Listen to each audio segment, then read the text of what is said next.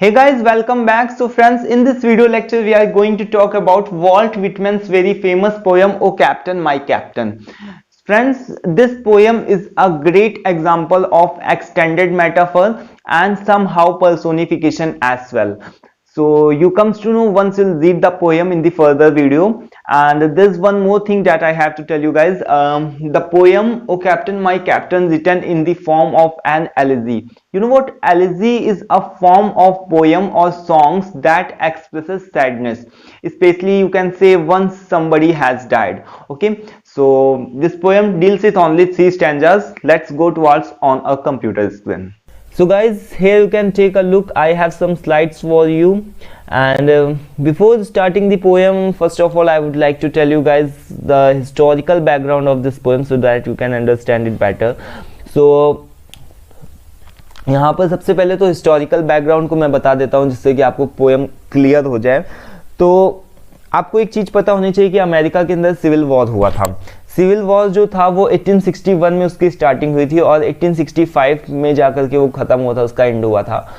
तो ये civil war क्यों हुआ था? एक्चुअल में दोस्तों जो अमेरिका के अंदर है ना, स्लेवरी सिस्टम बहुत ही ज़्यादा था। स्लेवरी सिस्टम का मतलब कि मजदूरों को खरीदा जाता था, मजदूरों को बेच दिया जाता था, स्लेव्स के साथ में अच्छा व्यवहार नहीं किया जाता था, उनको अच्छे से ट्रीट नहीं किया जाता था। ऐसा उनको प्रॉपर्टी के तरीके लोग डील करते थे, यानी कि जिसके पास में जितने ज़्यादा मजदूर होंगे, जितने ज़्यादा स्लेव्स होंगे, वो व्यक्ति उतना ही ज़्यादा हाई और रिच पोजीशन पर होगा, उसकी रेपुटेशन काफ़ी ज़्यादा हाई होगी सोसाइटी के अंदर। तो ऐसा कुछ था, ठीक है। तो उनके साथ में बिल्कुल भी सही से बर्ताव नहीं किया जाता था, जो भी वहाँ के स्लेव्स वगैरह थे। तो वहाँ के जो भी प्रेसिडेंट थे वो अब्राहम लिंकन थे।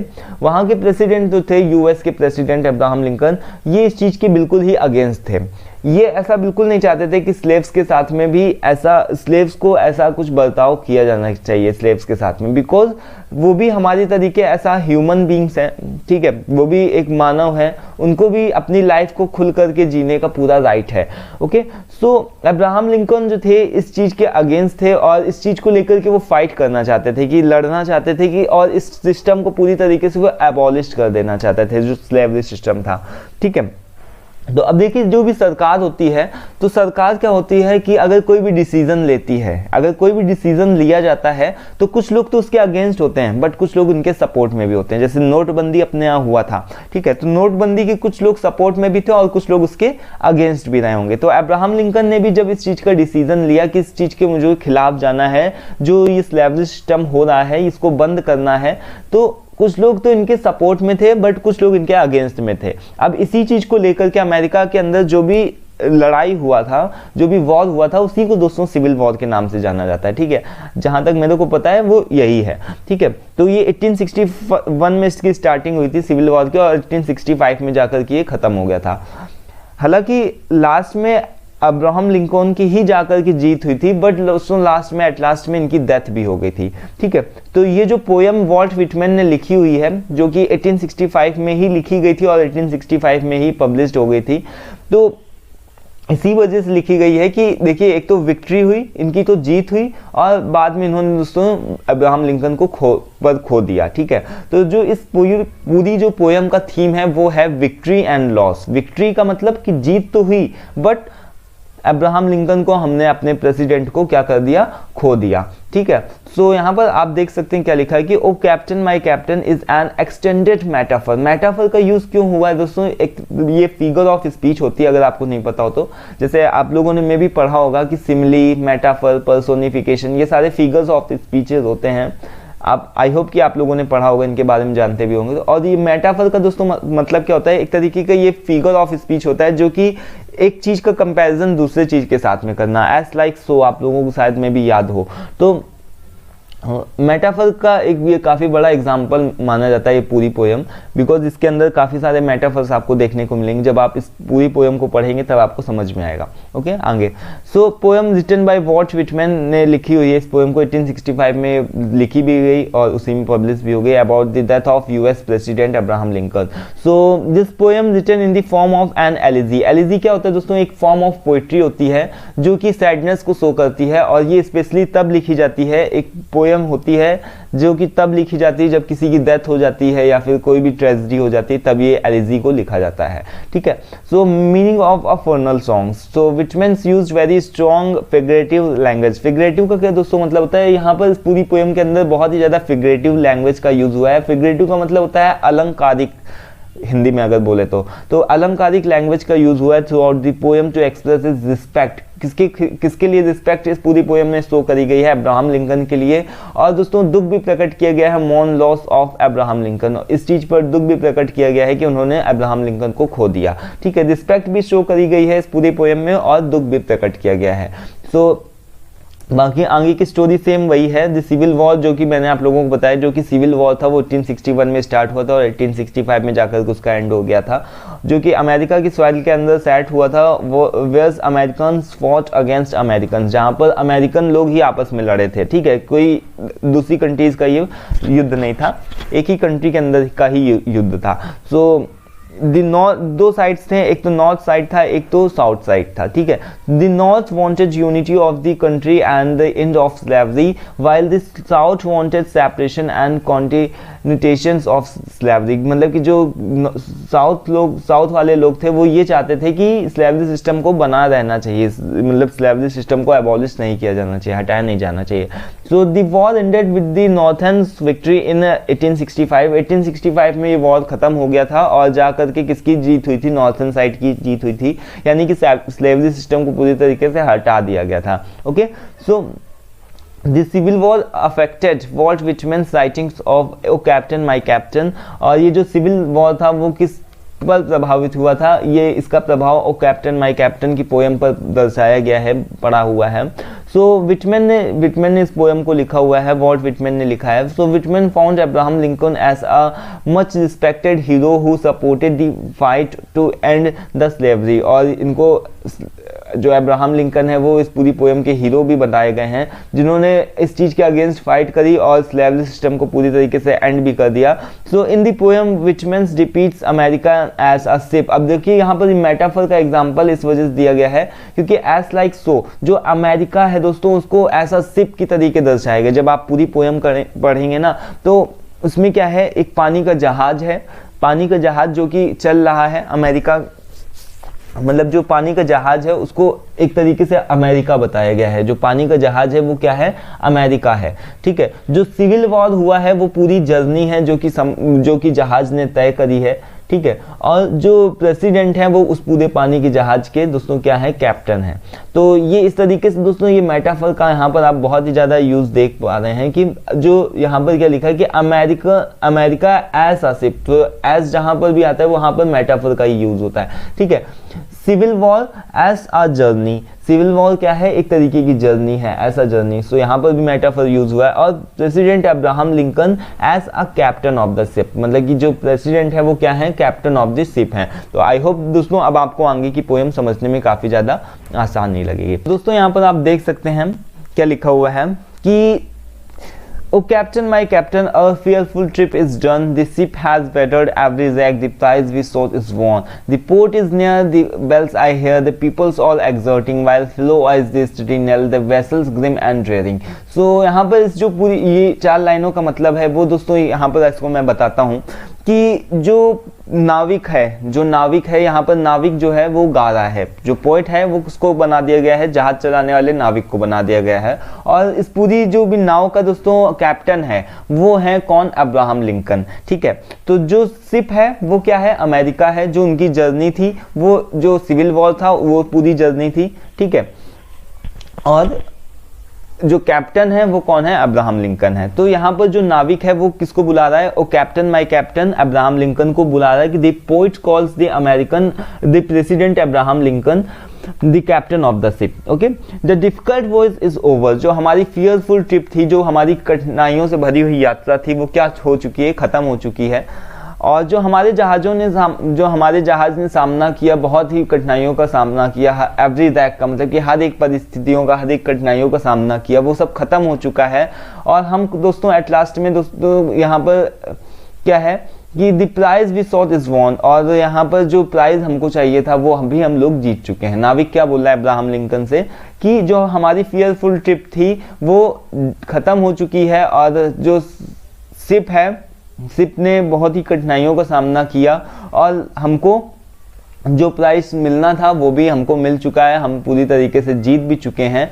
और यहाँ पर किस चीज़ की बात करी गई, जो ट्रिप थी, कौन सी फियरफुल ट्रिप की बात करी गई है, जो वही वाली ट्रिप जो कि सिविल वॉर था, वो बहुत कठिनाइयों से भरी हुई ट्रिप थी। हमारे इस वॉर में हम लोगों ने काफ़ी ज़्यादा कठिनाइयों का सामना किया और लास्ट में हमारी जीत भी हुई, ठीक है। तो यहाँ पर इस तरीके के मेटाफर का यहाँ पर यूज़ किया गया है। द पोर्ट इज़ नियर, जो किनारा है वो पास में है। द बेल्स आई हियर, और लोग वहाँ पर घंटियों से हमारे स्वागत के लिए तैयार खड़े हुए हैं। और बहुत ही द पीपल्स और एक्सॉर्टिंग, मतलब कि लोग जो भी हैं बहुत ही ज़्यादा एक्साइटेड हैं, एक्साइटेड तरीके से हमारी राह देख रहे हैं, हमारा इंतजार कर रहे हैं। वाइल द फिलो आइज, मतलब कि जो भी उनकी जो निगाहें हैं वो हमारी तरफ एकटक लगी हुई हैं, ठीक है। तो ये सारी चीज़ें यहाँ पर बताया गया है कि वो मालाओं से, फूलों से हमारा स्वागत करने के लिए तैयार खड़े हुए हैं, और पूरी तरीके से वो हमारा वेट कर रहे हैं। तो मतलब क्या है इस पूरी पोएम का, the poet calls the president Abraham Lincoln the captain of the ship, okay. The difficult war is over, they have won the war and achieve their aim, okay. So उन लोगों ने दोस्तों अपने उस वॉर को क्या कर लिया है, उस पर विजय पा ली है, और अपने एम को, जो भी वो स्लेवरी सिस्टम को हटाना चाहते थे, वो उस चीज़ को भी वो लोग हटा चुके हैं। This ship has faced every obstacle, जो शिप ने थे, जो भी हमारे जहाज है, उसने बहुत सारे कठिनाइयों का सामना भी किया, okay. See the government has solve every difficulty of slavery, इसका मतलब क्या है कि जो भी स्लेवरी सिस्टम था वो उसको हटाने के लिए प्रेसिडेंट अब्राहम लिंकन ने बहुत सारे प्रयास किए, बहुत ही डिफिकल्टीज़ का सामना किया, और now it has been abolished, अब ये ख़त्म भी हो चुका है, ओके।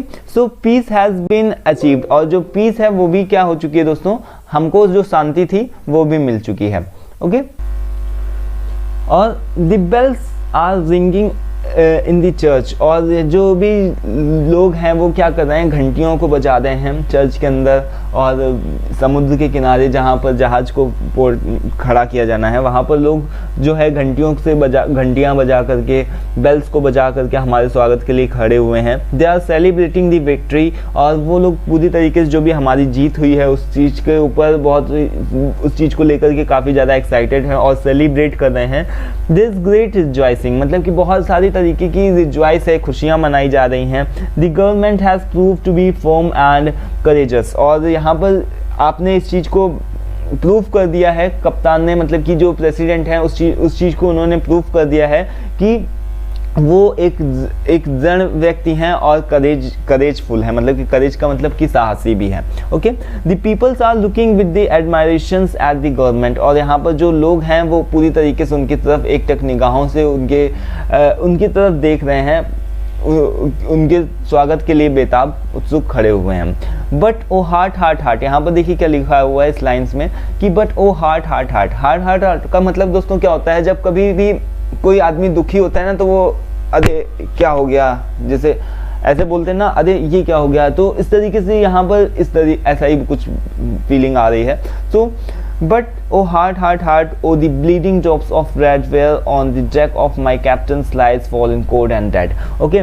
सो यहाँ पर इसका जो मतलब है वो क्या है कि the president gains victory in the civil war, जो प्रेसिडेंट हैं हालांकि उन्होंने तो विक्ट्री उनको मिल गई, उनको जो जीत चाहिए थी उनको वो मिल चुकी है, but after the victory he has been, मतलब कि ही वॉज मतलब कि बहुत ही ज़्यादा वो क्या है, एक तरीके से डेड पड़े हुए हैं, उनकी मृत्यु भी हो चुकी है, विक्ट्री के बाद में उनकी डेथ हो चुकी है, वो मर चुके हैं, ओके।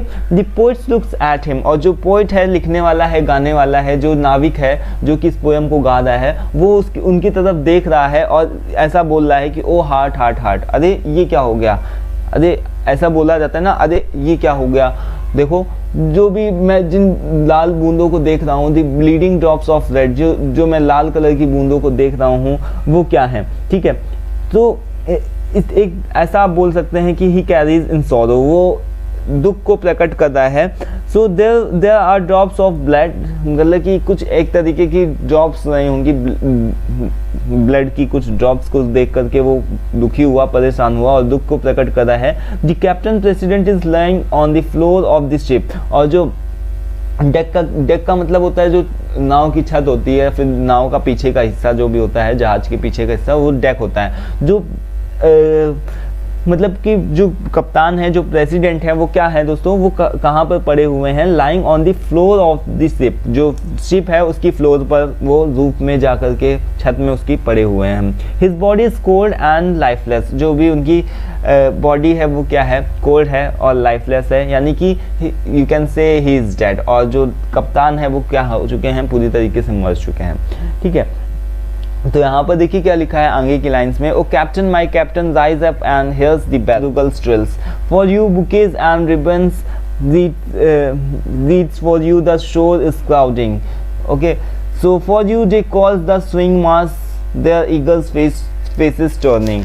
तो इसका दोस्तों मतलब यहाँ पर क्या है कि यहाँ पर जो नाविक है वो क्या बोल रहा है, वो कैप्टन कप्तान को उठा रहा, जब उसने लाल कलर की बूंदों को देखा और देखा, उसको ऐसा कुछ महसूस हुआ कि जो भी हमारे कप्तान है वो नाव के ऊपर, उसकी छत के ऊपर डेड पड़े हुए हैं। तो उसको ये सब देख करके काफ़ी ज़्यादा दोस्तों अंदर से बुरा सा फील हुआ और दुख प्रकट वो कर रहा है, और वो क्या करने लगा, सडनली उनको क्या उठाने लगा, अब्राहम लिंकन को, कि rise up and here's the bell, उठो उठो, देखो बेल्स को बजा, बेल्स की आवाज़ों को सुनो, राइज अप, आप उठो और देखो कि जो फ्लैग है वो क्या कर रहा है, जो झंडा है वो लहरा रहा है। फॉर यू द ब्लूगल स्टिल्स, जो ब्लूगल एक तरीके का दोस्तों ऐसा इंस्ट्रूमेंट काइंड होता है, जैसा कि आप पिक्चर में देख पा रहे हैं, तो वो दोस्तों एक तरीके का ब्लूगल्स होता है, वो बजाया जा रहा है हमारी जीत को लेकर के। For you the bouquets and ribbons reads का मतलब दोस्तों क्या होता है, जो भी हमारे बुकेज हैं, बुकेज का क्या हो गया, मतलब कि जो भी फूलों का एक तरीके गुलदस्ता होता है, जो रिबन्स होता है सर के ऊपर पहनाया जाता है, वो सारी चीज़ें जो हैं लोग लेकर के खड़े हुए हैं। और देखिए कितने ज़्यादा लोग, भारी मात्रा में लोग खड़े हुए, क्राउड है, बहुत ही सारे लोग खड़े हुए हैं और शोर मचा रहे हैं। They for you they calls the swing mass and their eagle faces turning, और वो पूरी उत्साह के साथ में हमारी तरफ मुंह करके खड़े हुए हैं, देखो आप उठो उठो, इस तरीके से जो भी राइटर है वो क्या कर रहा है, जो पोइट है वो उस तरीके से उसको उठाने की कोशिश कर रहा है। तो आगे देखिए क्या है कि हियर कैप्टन डियर फादर, यहाँ पर हियर कैप्टन, जो भी हमारे कैप्टन हैं उसको फादर भी बोला है उसने, कि फादर उठो, क्योंकि फादर इस वजह से बोला क्योंकि वो प्रेसिडेंट रहे हैं, और जो प्रेसिडेंट होता है पूरी तरीके से जो भी प्रजा को चलाता है वो एक तरीके से फादर ही होता है।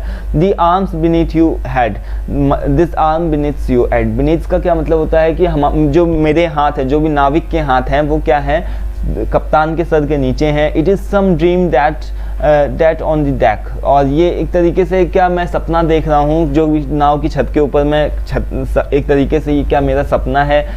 You have fallen cold and dead, कि आप इस तरीके से इस अवस्था में लेटे हुए हैं, आप ही थे जो कि इतनी ज़्यादा आपने फाइट किया, लड़े आप, बट आपको इस तरीके से देख कर के मेरा जो मन है वो दुखी हो रहा है। ये ऐसा सब कुछ बोल रहा है, जो भी नाविक है उसके मन में ये सारी चीज़ें चल रही हैं। बट यहाँ पर जो मतलब इसका वो क्या है कि it seems that he is laying dead and cold, मतलब कि जो अब्राहम लिंकन है वो पूरी तरीके से कोल्ड हो चुके हैं और वो पूरे उनकी डेथ हो चुकी है। सो यहाँ पर आगे देखिए क्या लिखा है कि my captain does still, my father does not feel my arm, he has no purse not will, the ship is anchor safe and sounds its voice close and done from fearful trip the victory ships comes in with object won. So इसका मतलब दोस्तों क्या है कि the poet becomes sad, the poet becomes sad when he finds that his captains, the president Abraham Lincoln does not answer, मतलब कि जब वो ये देखता है कि उसके जो कप्तान हैं, जो उसके प्रेसिडेंट हैं, वो कुछ भी आंसर नहीं कर रहे हैं, तो वो क्या हो जाता है, दुखी हो जाता है। ही बिकम्स सैड, ओके, सो ही, और साथ ही साथ में ये भी वो देखता है कि हिज लिप्स आर पेल, उसके जो भी ओंठ हैं, जो कप्तान के ओंठ हैं, अब्राहम लिंकन के ओंठ हैं, वो भी पीले पड़ चुके हैं, और एंड मोशनलेस, और स्टिल का क्या मतलब होता है दोस्तों, मोशनलेस हैं, कुछ भी नहीं कर रहे हैं, हिल डुल नहीं रहे हैं। सो यहाँ पर then the poet finds that the captain does not feel his arm, और ये भी वो देखता है कि जो भी उसके हाथ हैं, जो भी उसकी आर्म है, उसको भी नहीं उसके कप्तान फील कर पा रहे हैं। So and his pulse is missing, मतलब कि जो उसकी पल्स है वो भी कहीं ना कहीं मिस हो चुकी है, और उनके अंदर किसी भी तरीके की कोई भी विल नहीं रही है, मतलब कि किसी तरीके की कोई इच्छा नहीं है कप्तान के अंदर, वो कुछ भी नहीं, बिल्कुल ही मोशनलेस पड़े हुए हैं। So now the poet become certain that the captain is dead, मतलब कि वो इस चीज़ को लेकर के सर्टेन हो जाता है कि जो मेरे कप्तान हैं वो क्या हो चुके हैं, पूरी तरीके से डेड हो चुके हैं। ठीक है, जो भी उनकी शिप ने पूरी अब तो सेफ साउंड का हमको आवाज़ भी होने लगा है, क्योंकि जो भी हमारी शिप है वो एकदम किनारे पर आ चुकी है, जो भी हमारी यात्रा थी वो भी क्लोज हो चुकी है और ख़त्म हो चुकी है। जो भी हमारी फियरफुल ये जो डेंजरस यात्रा थी, जो यात्रा कौन सी, ये जो हमारी डेंजरस यात्रा थी जो कि सिविल वॉर चल रहा था बिटवीन की जो स्लेवरी सिस्टम था इसके अगेंस्ट चल रहा था, ये भी पूरी हमारी ट्रिप ख़त्म हो चुकी है और जीत भी हमारी हुई, बट हम जीत भी गए बट एग्जॉल्ट, और इस चीज़ को लेकर के जो पोइट है वो कहीं ना कहीं उसके मन में दुख है, लेकिन फिर भी वो हंसता है और ये बोलता है कि oh shows oh and jings oh bells, मतलब कि लोगों से ये बोलता है कि आप लोग कंटिन्यू रखो, जो भी आप लोग अपना स्वागत कर रहे हो उस चीज़ को कंटिन्यू रखो, बेल्स को बजाओ और हंसो मुस्कुराओ गाओ, ठीक है, जो भी आप कर रहे हो उसको करते रहो, ठीक है, उस चीज़ को कंटिन्यू रखो, क्योंकि हमारी जीत हुई है, जो हमारे कप्तान चाहते थे वो वैसा ही हुआ, हालांकि उनकी डेथ हो चुकी तो वो अलग बात है, लेकिन फिर भी वो हमसे कहीं गए नहीं। तो ऐसा कुछ कह करके वो लोगों को एक तरीके से मोटिवेट कर रहा है। और तो the poets permitted everybody to rejoicing, मतलब कि रिजॉइस करो, तुम लोग जो भी यहाँ पर खड़े हो उनसे क्या बोलता है नाविक जो है वो यही बोलता है कि एवरीबडी टू रिजॉइस, कि आप लोग क्या करो, रिजॉइस करो, खुशियाँ मनाओ, let them to be happy and ring the bells of the church, मतलब कि आप लोग क्या करो, बेल्स को बजाओ और सभी लोग खुश रहो, ठीक है, but I will mourn for tired, walk the deck my captain lies fallen cold and dead, लेकिन मैं कुछ भी नहीं करूँगा क्योंकि मेरे को अंदर से दुख वाली फीलिंग आ रही है। और जो नाविक है वो क्या करेगा, he will walk about on the deck full of sorrow, और वो दुख से भरा होकर के वो जो नाव की छत है वहाँ पर जाएगा, और he will live in the country and lament for the president, और वो अपने प्रेसिडेंट के साथ में ही रहेगा जहाँ पर उसके कप्तान मतलब कि डेड पड़े हुए हैं, कोल्ड और डेड पड़े हुए हैं, वहाँ पर उनके साथ में जाकर के वो रहेगा। आप लोग अपनी खुशियों को जारी रखो, लेकिन मैं अपने कप्तान के साथ में जाकर के ऊपर ही रहूँगा, अब नाव की जो छत है, जहाज़ की जो छत है वहाँ पर ही रहूँगा। तो इस तरीके से दोस्तों यहाँ पर ये पोयम ख़त्म होती है, जहाँ पर मेरे कप्तान लेटे हुए हैं, मैं वहीं पर जाकर के रहूँगा, आप लोग जो भी खुशियाँ मना रहे हो वो खुशियों को कंटिन्यू रखो। तो इस तरीके से दोस्तों यहाँ पर आप देख सकते हैं कि पोयम यहाँ पर ख़त्म भी हो जाती है। और इस पूरी पोयम का यहाँ दोस्तों थीम आप देख रहे हैं कि जो जीत तो हुई, बट लोगों ने अपने कप्तान, अपने कैप्टन, अपने प्रेसिडेंट अब्राहम लिंकन को खो दिया। तो इस चीज़ को लेकर के एक तरफ खुशी का माहौल है, तो एक तरफ दोस्तों लोगों को लोग दुखी भी हैं इस चीज़ को लेकर के। हालांकि जो चाहते थे कैप्टन, जो भी चाहते थे अब्राहम लिंकन, उस चीज़ को उन्होंने पा लिया है और उनकी जीत हुई है। तो आई होप दोस्तों यहाँ तक आपको सारी चीज़ें क्लियर हो गई होंगी और यहाँ पर से हमारी जो पोयम है वो भी ख़त्म होती है। नेक्स्ट वीडियो में हम लोग बात करेंगे वॉल्ट विटमैन की ही एक बहुत ही interesting poem one self I sing के बारे में। और इससे पहले की वीडियो में दोस्तों आप देख सकते हैं जाकर के वॉल्ट विटमैन की बायोग्राफी और ऑब्जेक्टिव क्वेश्चन, सब्जेक्टिव क्वेश्चन से रिलेटेड मैंने एक वीडियो बनाया हुआ था, तो उस वीडियो को भी देख सकते हैं जाकर के। इसके अलावा मैंने और भी कई सारे इसी सीरीज में कई सारे वीडियोस को कवर किया है, जैसे राल्फ वाल्डो इमर्सन के एक सेल्फ रिलायंस को कवर किया है, चैप्टर को, एसे को, ठीक है। हेनरी डेविड थॉरियो को एक एसे सिविल डिसओबीडियंस को भी क्लियर कर चुके हैं। तो इस तरीके से जो पूरी सीरीज चल रही है, अपनी सारी चीज़ें क्लियर होती चली जा रही हैं। तो आप दोस्तों बने रहिए हमारे साथ में। Meet you very soon in an another session. Till then thank you, bye bye, thank you once again.